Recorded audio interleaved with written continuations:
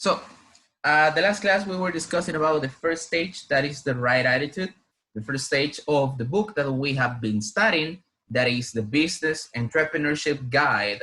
And the first thing that we were discussing is the drive and determination, that you know that is the initiative, high levels of energy, and the hierarchy apprentice of achievement. So this means that in this case, we're talking about the energy that you have to start something, the motivation that you have behind it, etc. We're not going to deal too much into that because this is the thing that I used to finish the last topic. Then the ambition, if you remember, is the desire to succeed. In a few words, is the hunger that you have to achieve something on your own and to create something completely new. Then we have the intelligence, the right attitude to create something, to interpret something, and prioritize information. Try to understand what's the most important thing, what is the first thing that you need to develop, and what are the first steps that you need to take. Commercial intellect, that in this case is the motivation on know how to scan business environments, weaknesses, threats, and opportunities. So how to feel an opportunity coming to you and how to know that it's going to be something that is really relevant or is going to help you out in the long run. That's basically the meaning of the commercial intellect. In the case of confidence, we're talking about the courage to be decisive and assured. So that means not arrogant. That means that you accept the advice from other people and you understand that you need to be corrected and there are mistakes that you will make. Curiosity, an innate interest in the world and how it works. So basically, curiosity deals with how you learn to interpret how things work, what can you learn from different environments, what can you learn from different techniques, from different businesses, from different people, and how can you apply it to yourself. And finally, the will to win, we talked about that it was the most important thing that you should have because it's the determination that no matter what the circumstances, no matter what the different situations you are in, you're always going to succeed because you're always going to achieve something great. Basically, that's what we saw in the last class. But right now, we're going to move on to the second topic or to the second stage, that is implementation, okay? That means putting plans into practice. Every idea, okay? Every idea starts with a piece of paper and a pen or a Word document or whatever you can imagine. If you remember when we were creating a product and a brand, we were starting with ideas, what's possible, what's not possible, what's more suitable, what isn't. And then we were discussing, okay, what are the problems of creating this idea? Why is this idea realistic? What is the characteristics of this? That is basically the creation process, but then we move on to the implementation. That is what you make to start creating things from the ground up. First, we have the communication skills that are really important, okay? And so it says over here is the attitude to state what is needed clearly and concisely. What is needed? In this case, we're talking, if we focus it on the ambit of products, we're talking about what people need at the moment. Remember when we talk about products, when we talk about businesses, we talk about a necessity that a certain group of people has, and nothing in the market is fulfilling that necessity. Therefore, we create either a good or a service that will satisfy that. And you want to communicate that to people, to state or to say or to demonstrate or to show why they need something, why they need to acquire a specific product, why they need to acquire your brand, why they need to listen to you overall. Then we have the motivation. That is a willingness to work long hours, whether you like it or not. Let me tell you something interesting about motivation. And motivation is what's keep you going no matter what is the situation, okay? Like for example, imagine that you start being a real entrepreneur, okay? You take the brand that you created at school, you make it the real deal, you take it out to the streets, you start promoting it, you start creating it into a real business. And then what happens is that you see that because it's a new brand, it's a new product, it's something that you are creating from the ground. It takes a lot of your free time because an entrepreneur is a business person, but it's also a busy person because they have to be dealing with a lot of things surrounding the brand, either the marketing, the way how it is being distributed, even the image of the brand, the website, and all the different aspects that we have seen before. Therefore, you may consider, I remember that you were telling me in the class one time that we have worked a lot. For the last 6 months, we have worked a lot in the brand, and it's a lot of work because we have to do a website, we have to do a prototype, we have to do promotion. So it's something that it takes time. And that is completely true because it's going to absorb a lot of the time that you have. But what happens is that, imagine that this was not an assignment of school. Imagine that this was something that you wanted to make on your own, okay? Something that you had the inspiration, okay, to do it and to make it your own, and because you wanted another mean of income, or because you wanted to be somebody that wants you to start their own business and be their own boss. Great, excellent options to start a business. And then you start seeing that there is a lot of job, there is a lot of things that you need to handle on your own, and there are many, many aspects that you need to be knowledgeable on. And you see, my gosh, this is a lot of work. I don't want to do it because it's too hard. Everything in life that is worthy is too hard.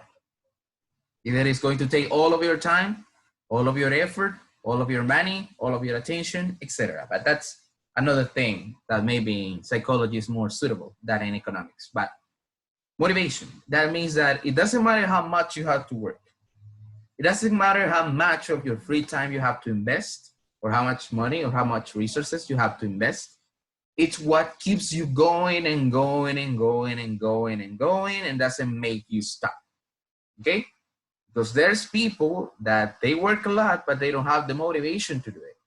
It's like, for example, when you look at a sport player, either a soccer player, basketball player, whatever sport you're into, and you look at the top players, right?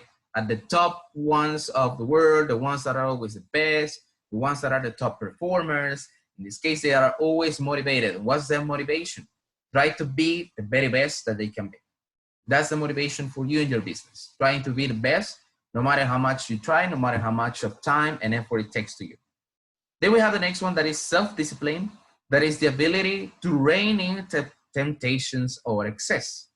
Reigning, what's the meaning of the word reigning? And it's a really interesting word that it means to govern or to conquer or to be in control of temptation and excess. But what kind of temptation and excess are we talking about? In this case, you can be addicted to success, okay? What do I mean by this? There's people that when they start an idea, they start a business, they start going and going because they have the motivation, they start going and going and going. What happens with this is that they become work addicted or workaholic, and they leave any other aspects of their life out of the picture, like time for their family, time for their relationships, etc. And in that case, you need to have the self-discipline to know when to continue, when to stop. This is not only related to relationships and the way how you handle yourself, but as well as the things that you do with the money. Let's imagine that you start a business and it's a really big hit, a success, and everybody's buying it. You're getting a lot of income from it. And that means that it's something that is really worth investing your time. Great. But you start wasting the money that you are earning from the business in something that is not that important, or something that is not completely worth your time. Like, for example, alcohol, drugs. You will see that many of the people that creates a business and fail is because they don't know how to administer the income that they get from those businesses. Therefore, they don't have self-discipline, okay? They don't have the culture of telling, okay, I will use this source for this, and I will organize everything in a budget and in my time and how to do it and how to invest it in the right way that it generates more money for me. Then we have the next one, that is persuasiveness. That is the ability to convince others and inspire them to do binding. So in this case, we're talking about what we have practiced or what we practiced a lot at classes. How to be persuasive, how to convince people that they need what you're offering, okay? How you convince them that the item that you are selling to them is the right thing that they need at the moment. Like, for example, I want to show you something probably you see in the camera where I'm showing my beautiful face right now.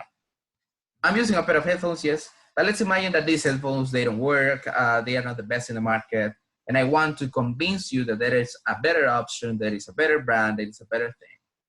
I will show you first the other product, like for example, I have this older pair of headphones over here.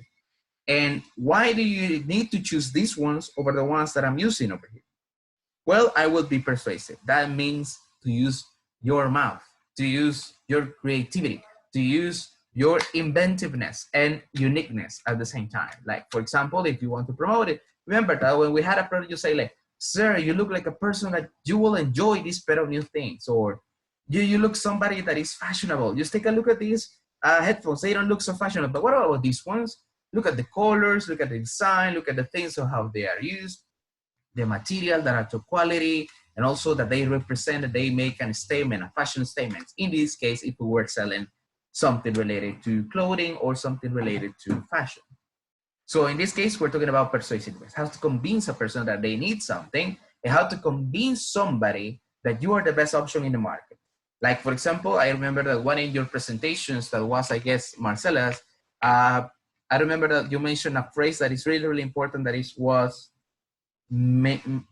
correct me later if I'm wrong, but it was mind to brain, that if I remember correctly, the meaning was the first brand that comes to mind when you are thinking about a certain product. Like, for example, if I think about soda, in my case, the first brand that comes to mind is Coca-Cola. Maybe for you it's Pepsi, Cola Champagne, whatever. But for me, it's Coca-Cola. Why? Because it's the one that I associate more with quality, with high performance, with best prices, with best flavor, etc.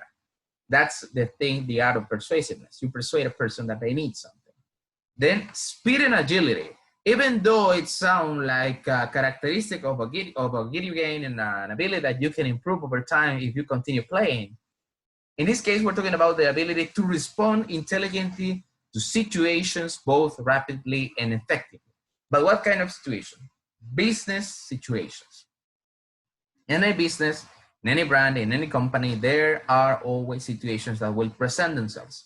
Situations that will help you to either get new opportunities or to help you know when to back off from a certain opportunity. Like, for example, if you are investing on a brand, if you're investing on a certain product or a certain company, and you see that that company is flourishing and starting to thrive and trying to get more income and it's becoming more popular, then you keep on investing or saying, okay, I will bet more money on that company. But then let's imagine the opposite case scenario in which instead of growing up, the company is decreasing over time. And then you say, okay, I have my money and investments over there, but I will take the rapid decision and quickly decision to stop pushing that brand because that is not going to generate more money. The same happens with a company. You need to know if the company is going wrong. If something is going wrong with the company, it's not so relevant anymore. It is nothing that it's catching the attention of people or customers. You need to think of a rapid solution that will fix that problem. Many business fails because the people that is at the head of the business, that means the top dog, the top banana, whatever you want to call them, they are not quick enough to take the decision. That's why you will see that brands, sometimes when they are in, like, for example, in dire straits or in critical situations, they will take some drastic decisions or they will make some radical changes so people can keep them relevant or people keep talking about it. Like, for example, one of the decisions that you may see is in fashion, you will see that probably they start creating a new collection that includes different things that were totally not on par with the things that they released before. Or many other different examples that we can take a look at, but probably that will take hours and hours of our time. But basically that's stage number 2, to put in or things into action or putting plans into action. That is the implementation process. Basically, if we put everything in a summary, basically we're talking about attitude. Attitude is like the 100%, the drive of everything that succeeds in life. Either it's a brand, either it's you in a career, either it's you as a professional, in any point is the right attitude. I remember that I had a teacher in this case, I had a teacher at the university that says, like, for example, life is 100%, well, it's 90% on how you take it and 100% on how you make it. So in this case, like, many things, many milestones may come your way, but if you have the right attitude, right mindset, to think about the situations, you can overcome whatever comes in your way. The same happens over here.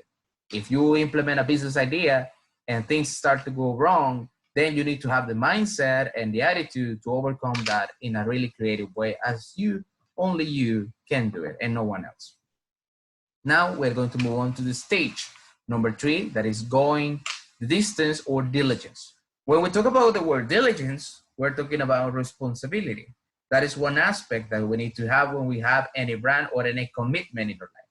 Remember that your brand is a commitment, okay? A commitment that you do because it's your baby. As I was telling you in one of the classes, your brand, your product is your baby. It's your son, it's your daughter. And you're going to love them as a son, as a daughter, because they are the ones that are going to generate income for you later on in life, or they are going to make you somebody that stands out the crowd. In this case, when we talk about diligence, we talk about responsibility and going the distance. So that means when we talk about going the distance, it's like taking the whole way that it will take you to be successful and not quitting halfway. Like you see, like you are probably halfway there to the place that you want to be, and you quit and you say, no more, I cannot do this no more. No, this is too hard, this is too difficult, and it sucks. So I don't want to continue doing it. But if you go the distance, it doesn't matter what comes, you will continue. That's your driving force. The first characteristic, resilience. That is the capacity to learn from mistakes. Resilience, since the right word of the dictionary, is resistance. Like you keep on resisting to everything that comes your way. But in this case, the capacity to learn from the mistakes.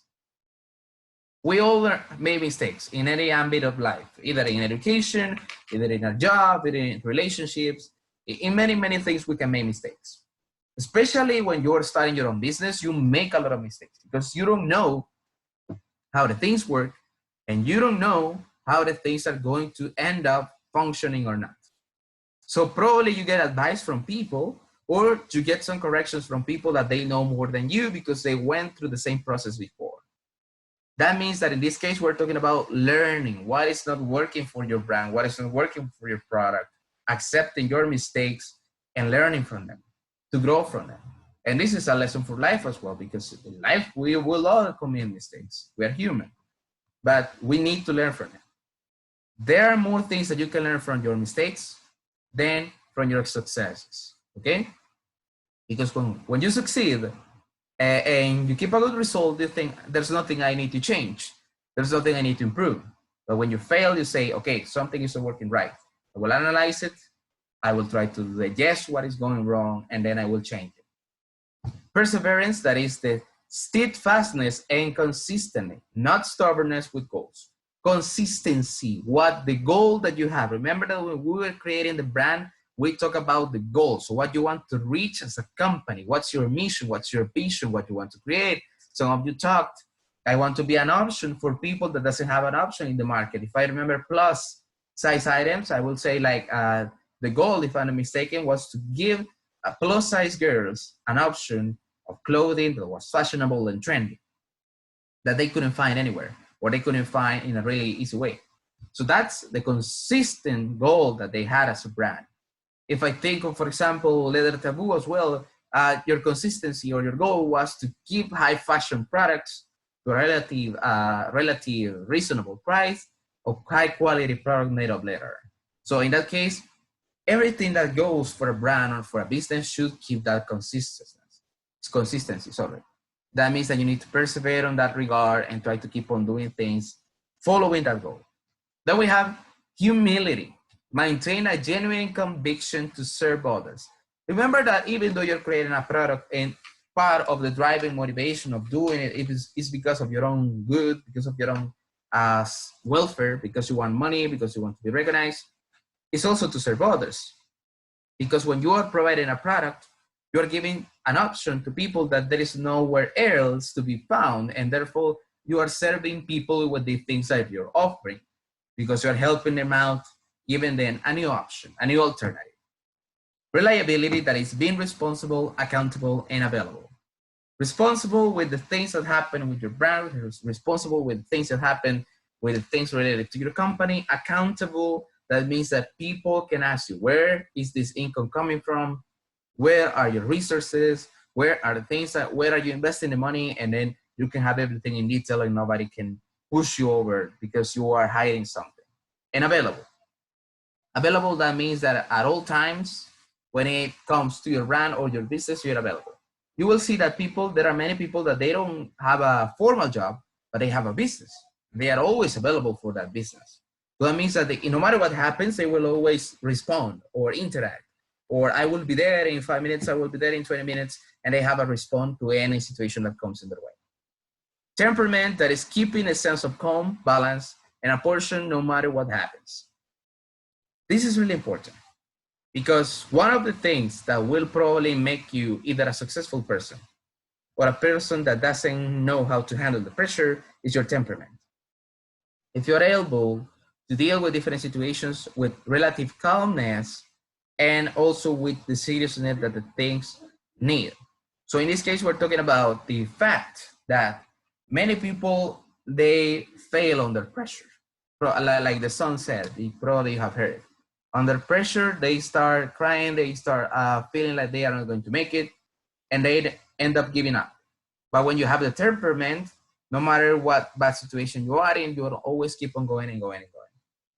I would recommend you, if I would give you an example, I would recommend you that when you have the time, especially for the boys, if you're into fashion or something like that, check out the Alpha M channel. That it's a guy, a YouTuber, but he's an image assessor, the person that tells you how you should look, how you should wear different clothing.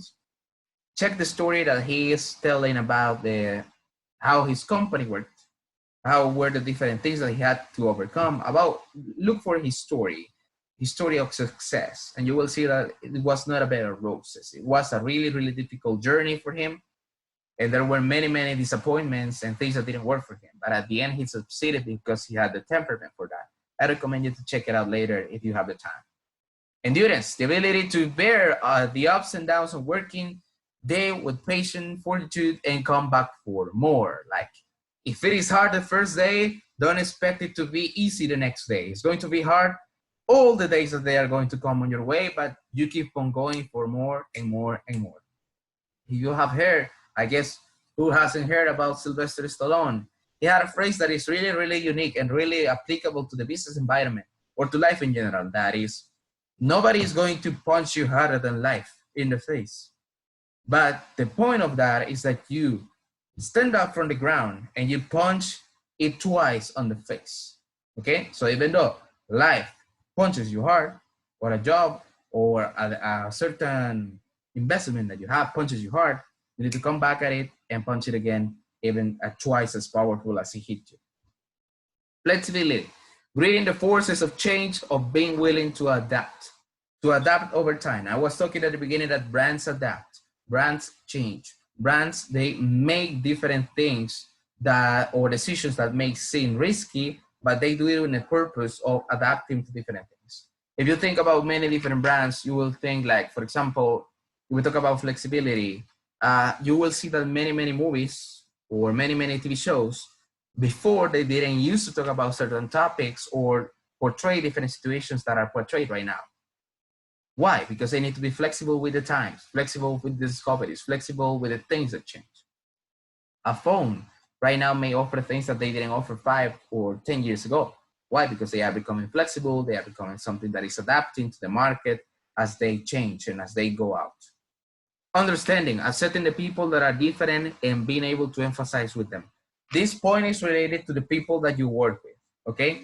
Either your coworkers or either your employees. If in the future you have a big company and you have employees, that means that understanding is the key to keep them happy and to keep them producing for yourself. A really important lesson in any business is to learn that happy employees or happy people in a company will produce more than slaves, okay?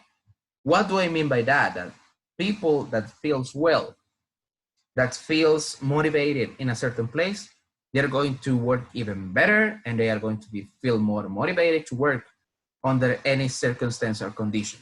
But people that they feel like slaves, they don't feel appreciated, they don't feel like they are important to the company or their voice is being heard, they're not going to try to do the things in the right way. Therefore, for us to understand what is the most important aspect of it, we need to understand different points of view, different opinions, different things that people may want, or different actions that people may take into consideration when it comes to talk about a different business idea, okay? So in this sense, this is the stage 3. We have talked about the 3 stages so far. Let's see. how much time do we have left? And we're going to talk about the 4 fears of entrepreneurship. When we talk about the 4 fears of entrepreneurship, we are not only talking about fears, but we are only talking about things that will stop your way in any business idea, in any new company that you want to create, or in anything that you want to make. They are going to stop you from reaching success or from doing the things that you really want. Why? Well, first, we're going to define the 4 fears. You already read about them. You already applied them to your business idea. The first one is the age. What age is too old or too young to run a business? If you have read the book, there is not a specific age. There has been people that is successful at their 20s. There are people that has been successful to different ages, like their 60s and 50s, etc. Okay, well, we just have 10 minutes left, so we will leave these for the next class. So right now, I will stop recording, okay?